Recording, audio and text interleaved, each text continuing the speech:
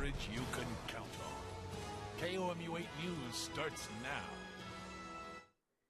You know, I don't even hurt at this point for me. Like, I hurt for her. If I could give myself up for her and bring her back, I would.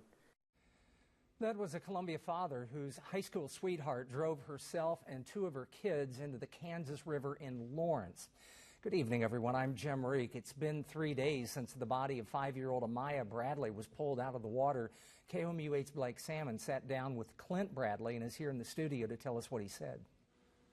Jim, Clint Bradley said his daughter was beautiful, loved her Barbie car, but most of all, her half-brother Elijah. Now, 5-year-old Amaya Bradley died last week when Lawrence police say her mother, 26-year-old Sharon Dingledine, drove her car into the Kansas River. She's facing murder charges. Amaya was in the car along with her 1-year-old half-brother Elijah. He survived, but is still in a Kansas hospital. Now, divers found Amaya's body the next day.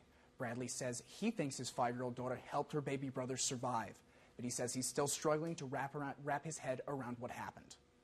She deserved everything. She deserved the world.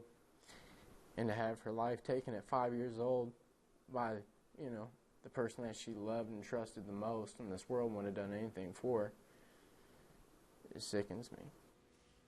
Bradley says this could have been prevented. He says Dingledine struggled with depression. He urges people to talk to those who might be struggling with mental health issues, especially if they have kids. Call somebody, find somebody for them to call, you know, something, stay involved. Don't just be silent about it, because this can happen. This can happen to your kid. You'll be burying your 5-year-old. Bradley says he set up a GoFundMe account to pay for the funeral his daughter deserves. Now, so far, it's raised about $2,000 out of the $10,000 goal. He says anything extra will go to Elijah in the hospital. In the studio, Blake Salmon, KOMU 8 News.